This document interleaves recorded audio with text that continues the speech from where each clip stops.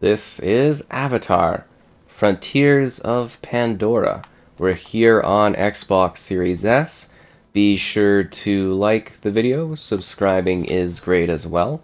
So we're taking a look at the world of, well, Pandora captured within this particular experience on the Series S platform, where we have had some pair downs, but not as much as you might actually think. So what we're getting here is a dynamic 1440p, and I mean fairly dynamic, at 30 FPS.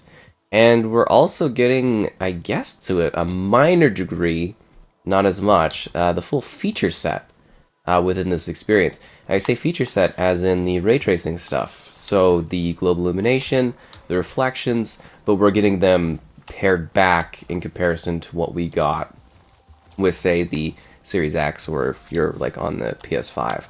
But you're still, getting that stuff to some degree, so the game does look quite visually wonderful. This is a very, very good looking game. I do believe the best current gen kind of game. There's a field of view option as well that you can choose. But yeah, display options, it's just like motion blur, dither fade. So you don't really get the sort of visual choice options that you get with the higher end consoles in this situation. So yeah, let's dive in. So there's VRR support, variable refresh rate, HDR support, spatial sound support. So if you have those kind of things, it is good to go. And yeah, Avatar is essentially an open world experience where you are doing the usual Ubisoft things. You are doing lots and lots of random quests. It's got a deep sort of featuring in regards to being, I guess you would say, really one of those, like, it's trying to capture like the cultural designs and everything like that of the actual Navi, as if this is like a real world society or whatever. Like, you do the cooking, you do the, the in tuning with nature and stuff like that. It's very focused on capturing that sort of natural element, and it's a little, like, I guess to some degree environmentally kind of preachy or something like that, you would say. It's really kind of like humans are bad, and the story is essentially about like residential schools, I would say mirroring Canada to a degree, or there's obviously other cultures too, but that's kind of the gist of it. They don't really go that deep into it, but since we're doing the Series S, I already did my full kind of review thing on the Series X. We're going to be a little tighter in our presentation and showcase on this one here, gameplay wise. So it does seem to run pretty well for the Series S in regards to hitting its lower frame rate. I mean, obviously, I think for this type of game, it would be nice to have a 60 FPS mode, but I think you would have to pare down way too much of the world in order to achieve that. And this is one of those games where it is more, I would say, like style over like necessarily narrative and gameplay, like substance. So this one is about the eye candy is what really entices you to be interested in this game, as opposed to necessarily like all the gameplay stuff, because at times the gameplay really, to me, was pretty boring. Like, you just kind of hop around and walk in the world, and like you could do other stuff, like it's not just walking. Like, I have the ability to like fly. Where Ikran Floof, you embarrassed me. Like, honestly, you were supposed to pick me up. I broke my knee. It's hard to heal in this land with a broken, there were giant blue aliens, and Floof, you're supposed to catch me, Floof. You embarrassed me in front of the audience. I thought for sure my creature I was jumping off the cliff and it was gonna catch on the bird. I guess not. All right. Did I get a completionist challenge for breaking my knees? Anyways, yeah. So the story is really quite long. It goes on and on and on, and there's tons of like side activities and things you can do and stuff you take part in. And I did have some, like, I thought the narrative was kind of like all over the place at times, and it didn't quite fully hit the darker material that it was trying to showcase, but I get what it was going for. But I do think they could have focused on that a bit more. This game did have some weird leveling stuff to it. Like, it looks like you really have to sit there and do, like, side stuff and side activities to make it easier going. Difficulty-wise, I didn't really notice much actual scaling down. Like, I put it on, like, easier towards the end just to try to, get through everything, and it was still not great in that regard. And yeah, they've done that thing with the typical Ubisoft stuff where it's like, your armor and stuff turns like your killing ability, even though it's like an action shooter. And I don't know, it was a little weird to me, but all to their own on this one. Like, yeah, I don't know, this is kind of annoying. And you fight like the same enemies, and there's levels of like repetitiveness within it. I guess on the Series S is like you might come across some like dips here or there, but honestly, it's going back to performance, it's not too bad. It's just like whether or not you are really into performance and stuff, if you want like a more fluid kind of shooting experience. But on the Series S, this is better than usual, I guess you would say. Like, I've seen some pretty rough stuff on Series S, so it could be a lot worse, I would definitely say for sure. So I think this is actually one of those better tuned ones on Series S where they're just kind of like, we know what this does, we'll just bop it down to 30 FPS and make it look nice, and it's about as much as you can hope for this console. Yeah, kind of neat. So story-wise too, like for difficulty stuff, it's like you kind of just get shot, and I mentioned this in my main kind of full review on this one, is there's like not enough visual distinction. Like your enemies are kind of like gray scaled, but they like know where you are, and they just sort of like blend and blur with the world. There could have been a little bit more color distinction between like enemies and stuff within the environment and whatnot. I think it would have been a little bit more effective, but it works. Honestly, it's fine. It works. It's pretty good for gameplay. I did have some areas where like the enemies were like lock on shooting me through walls and floors and ceilings, which was a bit awkward. They seem to just kind of know where you are, and I don't know if that's some sort of weird forced difficulty thing that they try to build into this game to be like, you must go and collect random armor by doing random miscellaneous weapons and tasks such as cooking food and hunting for others or something. I don't know. Probably what they were going for. It's a bit strange. There is an emphasis on like stealth and attuning to the natural world of Pandora. It's kind of like it is what I think of the movies, really, where you're kind of like, oh, it's a game where it's like a thrill ride visual experience where you gotta kind of sit back and slowly kind of take it in, as with most Ubisoft games, right? They're just kind of like some would say bloated to a degree is what a lot of them are. I would have preferred a little bit of a tighter experience, but yeah, no, I definitely get what they were going for this one. With this one, it's about showcasing this natural world, being all about the nature of it. That is some aggressive resolution scaling. Huh, fascinating. So that's how they're achieving that. Interesting. It doesn't matter, really. Like, honestly, it just matters that the game looks really, really good. Most people aren't going to notice, like, weird resolution scaling stuff. Like, I wonder if you can even see that on YouTube, but it's like it fuzzes out. Kind of looks like what Halo was doing for a number of the Halo games, where they kind of low-res out the backdrop. But, I mean, most people aren't going to even notice that or even care about it. Destroy the emergency flare. But the flare, a flare of freedom. And then, obviously, you destroy, like, the human structures. There's lots of random, like, fetch quests and destroy quests and save outpost quests. And, nature comes back. Everybody high fives. We're doing a great service, saving the natural world. Even though, again, the Na'vi would eventually, if they continue building up their society and there's more and more of them, they would eventually industrialize and do this on their own. But, it is what it is in that regard. But, lessons need to be taught. And you constantly, need to be, eating food and stuff in this game. It's really bloody annoying, how much you need to, be eating stuff. I find it very, very strange. It's like, you gotta be snacking in order to, just get stat buffs and things. It's a bit strange. They kind of starve you for armor in that, too. It really is kind of go do side stuff, go do side things. But if you love the world and you just want to explore and run around and walk around and stuff, it's kind of cool. You know, in that regard, like, it is, as I said, a bit of eye candy, and you just kind of take it in. And on the Series S, it does, you know, it looks really nice. I can see where they've done the pairbacks, but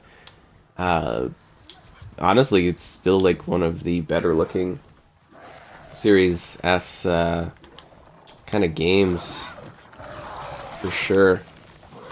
Kind of impressed what they were going on with this one, but yeah, I do see the cutbacks. But I would say pretty bravo to the efforts here from Ubisoft to actually provide like a pretty compelling Series S experience for this one. Because you could definitely, you know, really love this one. You know, I could definitely see a lot of people that would thoroughly enjoy this experience and what it has to offer. Oh, I wonder if I'm finally going to be able to craft an armor piece now that I've got a exotic tooth. I'm looking forever for these exotic teeth. Like, where do you find them out here? But that's the thing, right? Is it's like there is stuff to see out in the world, and it really just depends on how much you want to like kind of meander, if that makes sense, or if you're someone that more wants to actually go and like do stuff, have like activities going on. Is this better than what I had, or no? Okay, so I got a worse item. Yeah, that is the way with things, right? It's just never get anything better in this. Oh well. But you got your creature, and the game kind of structurally is sort of like you do an opening area and you can't leave it, or they'll like despawn you and send you back even though it's open world, which is weird. But you do like one area, you get a flying bird, they take away your flying bird. Oh god, that was really messily done. And then you go and you get to a new area, and you get like a horse, and then they, you know, you leave the horse, and then you're back on your bird, because your bird suddenly knows how to use the area, and, you know, it's a journey, is what it is. And you do like an end game stuff, like it, I don't know, it's just kind of structured a bit weird sometimes. Like, I get it, it can be definitely interesting and enjoyable when you do these combat situations. Ooh. Oh, he's out of health. You gotta go and like explore to grab the beans. Like, you gotta, as I said, this game's like a lot of, you know, kind of meandering, and you have to go and like pick up stuff from trees, and that's how you get health, is you gotta like pick up like these fruits. So you gotta like pick stuff off trees. Spawning's a bit random too in this one. Honestly, like checkpoints and stuff could be pretty piss poor. Where am I? Like, in relation to where I was going. I'm like 600 meters away. Okay, well, at least I'm kind of safe, I guess, now from the bad guys, the humans. Yeah, I'll just have to walk back to where I was doing and or where I was going and what I was doing, so that's fun. Anyways, yeah, story-wise, kind of neat. Like, it is a long story, so it's going to take you quite a while to get out of it, or get through it and get out of it, and then there's tons of side activities, so definitely tens and tens of hours. I think you can have a good time doing that, if that makes sense. Like, you can, you know, wander around, explore, and take in the world of Avatar, and if you're really into that, you're gonna have a lot of fun. As long as the gameplay's vibing for you, it's kind of rolling. Again, I found it kind of a little, I don't know, boring at times, but, you know, if you vibe with it, you play it, you have a good time, it's, you know, it's really visually breathtaking.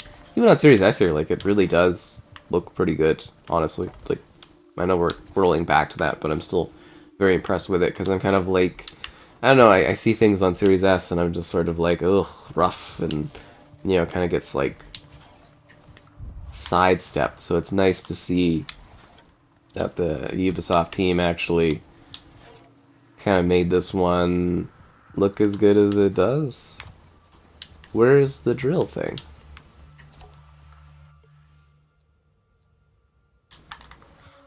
Oh, there it is. It's over there. It just kind of blends in with nature.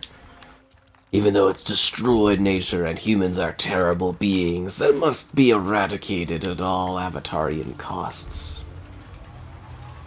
Oh, and you can also choose how you... So not only how you approach areas, but also how, like, guided you are. This is my Navi vision, because my Navi senses are tingling. You weren't kind of getting that already. But, like, you could choose if you want more of an exploration-based story, so you can have it where the game kind of like holds your hand a bit more, or doesn't. I got like lost at times. I was really like perplexed at times. I'd be like, where am I supposed to be going? Or what am I supposed to be connecting the dots on? You do these like weird Scooby-Doo mystery type things, and I was just like, this is very, very strange. Oh, and I would maybe recommend, if you're going this far, to give the female voice player a go, or a chance. Because, like, I kind of, the male's like a bit of like a boy, because I guess you're like kids kind of. Essentially, yeah, you're like Navi kids that are like massacring like humans and stuff. Because humans are bad. And, yeah, it would have been nice maybe to have like a more adult type of voice for the situation or something like that, because it feels like a young boy kind of talking throughout the game, which you might, you know, find to be fine for your experience, but for me it was a bit, I don't know how you would describe it, it just felt a little weird, I don't know. And like the voice lines were okay, but I do kind of sit there and I was just like, I wonder how the delivery would have been if it was more of like a matured voice or a different kind of voice. So yeah, I'm thinking maybe the female voice might be something that like actually delivers a bit better for you, but I haven't really been able to sit there and play through the whole game twice just to see a different voice acting performance. But it can make a difference. It legitimately can. Close the fluid container. I will do so. Yes. I'm saving Pandora one weird mining facility thing at a time. I will make this place great. And there's lots of hidden secrets, and you know, if you're into Avatar, it does expand upon the gameplay lore, and well, not the gameplay lore, but like, you know, the overall movie lore and everything like that. Like, they've actually had guidance and stuff from the people that like are kind of in charge of the overall universe and the direction of Avatar, the series and stuff like that. So this is actually supposed to be pretty in depth and just kind of like a new story within that greater world. So it does, to me, make a lot of sense in terms of fitting into the overall narrative. But I'm not like, you know, crazy into following this series, so I haven't you know, spent as much time as others have with all the Avatar stuff. But I do get that a lot of people are really into the world of Avatar. The Last Airbender. I'm just kidding.